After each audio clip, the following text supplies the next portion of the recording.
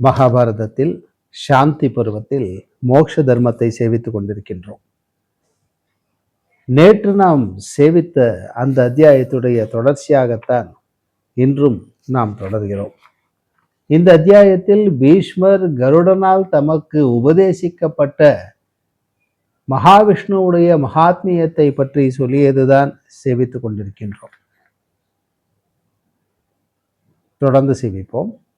அப்பொழுது தேவசிரேஷ்டர்களும் கந்தர்வ சிரேஷ்டர்களும் சபையின் வாயிற்படியில் பிரம்மதேவரை முன்னிட்டு கொண்டு அஞ்சலி செய்து கொண்டிருந்தார்கள். பிறகு அந்த சமயத்தில் பார்க்கடலின் திவலைகளால் விழித்து கொள்ளும்படி செய்யப்பட்டு விளங்குகிறவர் போல ஸ்ரீ மகாவிஷ்ணுவானவர் அந்த இடத்திலே விளங்கினார். 1000 படங்களின் வரிசைகளை உடையவனும் சூக்ஷ்மமாய் இருப்பவனுமான ஆதிசேஷனையும் அவன் மேல் நீண்டு உருண்டவைகளும் பருமனுள்ளவைகளும் சமமாய் இருப்பவைகளும் தோல் வளைகளாலும் கங்கணங்களாலும் விளங்குகிறவைகளுமான 4 கைகளை உடையவரும் பீதாம்பரம் தரித்தவரும் கௌஸ்துபமணியால் விளங்குகிறவரும் லக்ஷ்மி தேவி வசிக்கிற மார்பை உடையவரும் சிறிது திறந்த கண் உள்ளவரும் எல்லாவற்றின் காரணத்திற்கும் காரணருமான அந்த ஸ்ரீ ஜனார்தனரையும் நான் ஆகாயத்தில் சந்தோஷத்துடன் கண்டேன். அவர் பார்க்கடலின் மேற்பாகத்தில் உள்ள சிறந்த கருத்த மேகம் போல தோன்றினார். அங்கு ஒருவரும் பேசுவதில்லை, ஒருவரை ஒருவர் சொல்லுவதும் இல்லை. பிரம்மா முதல் ஸ்தம்பம் எனும் ஜந்து வரையில் சப்திக்க கூடாதென்று கோபத்துடன் புருவங்களை நெரித்து கொண்டு கோணாலான கண்ணுள்ள பலவித பூத கூட்டங்கள் அங்கிருந்தன. பிறகு சிந்திக்கத்தகாத ஸ்ரீமான் ஹரியானவர் பிரம்மதேவரை பார்த்து உலகங்களுக்கு ஹிதத்தை செய்ய விருப்பத்துடன் நீங்கள் போகலாம் என்று சொல்லி அவரை புறப்படும்படி செய்துவிட்டு பிறகு என்னை பார்த்து கருடா என்று சொல்லி அழைத்தார். உடனே நான் எதிரிலே சென்று நமஸ்கரித்து அஞ்சலி செய்து கொண்டு நின்றேன். அவர் என்னை வா என்று சொல்லிவிட்டு கிழக்கான வழியிலே செல்ல தொடங்கினார். அவர் மிகவும் மெதுவாக போகிறவர் போல காணப்பட்டார். நான் 16,000 லட்சம் 10 லட்சம் அப்படியே கோடி என்னும் யோஜனை தூரம் எப்பொழுதும் அங்கங்கு சென்று கொண்டே இருந்தேன். பிறகு உண்மையிலே நான் பக்தன், கஷ்டப்படுகிறேன், என்னை ரட்சிக்க வேண்டும் என்று சொன்னேன். அந்த மாதவரானவர் மீண்டும் கருடனே வா என்று சொன்னார். பிறகு நானும் மீண்டும் ஆகாயத்தில் ஓடிக்கொண்டு சென்றேன்.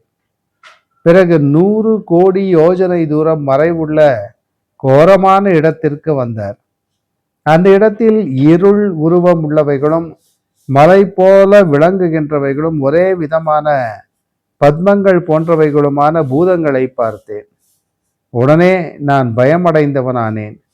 பிறகு கோர ரூபியான ஒருங்கிரன் 100 யோஜனை நீளமுள்ள என்னை கையிலே எடுத்து அந்த இடத்திலிருந்து மண்ணாங்கட்டியை போல வீசி எறிந்தான். அப்பொழுது நான் அந்த இருளை விட்டு விலகி ஆகாயத்தை அடைந்தேன்.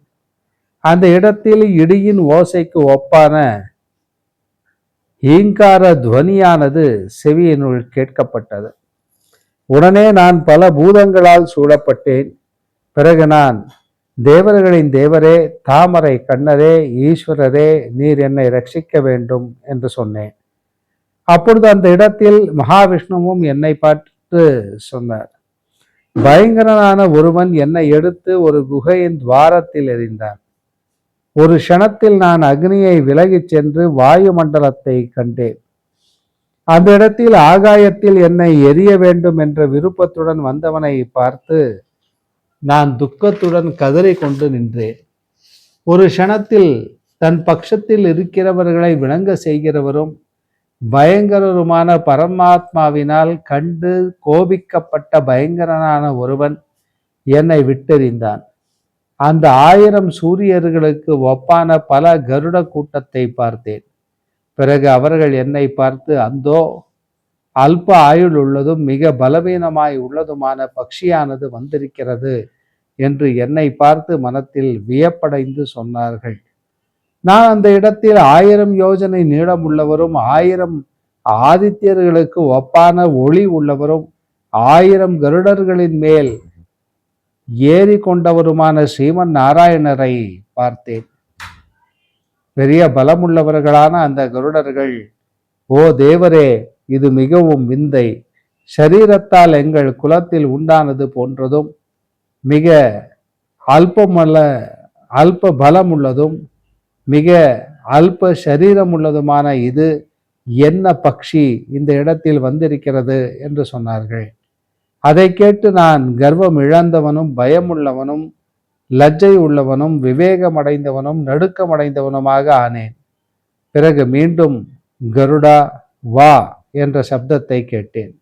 உடனே நான் செல்லத் தொடங்கினேன். பிறகு மீண்டும் 100 பார்த்த யோஜனை தூரம் சென்று அந்த இடத்திலே உத்தமமான ஸ்தானத்தில் இருக்கும் பிரம்மதேவரை பார்த்தேன். அன்றியும் அந்த இடத்தில் 100 கோடி பிரம்ம தேவர்களையும் பார்த்தேன். ஸ்ரீ விஷ்ணு பகவான் ஆனவர் மீண்டும் வா என்று கம்பீரமாக சொன்னார். பிறகு ஒரு பெரிய கூட்டத்தை பார்த்தேன். விளாம்பழத்திற்கு ஒப்பானதும் இருளால் மிக சூழப்பட்டதுமான பல அண்டத்தை பார்த்தேன். ஸ்ரீமானான ஹரியானவர் அந்த அண்டத்தில் இருந்து கொண்டு ஒரு அண்டத்தை பேதித்தார்.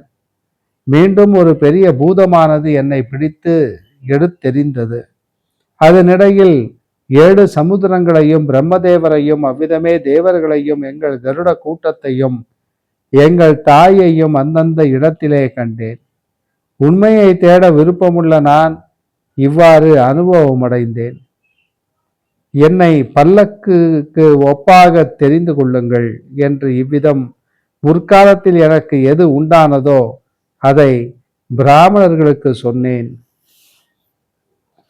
பீஷ்மா, அவை அனைத்தும் உனக்கு நியாயப்படி சொன்னேன்.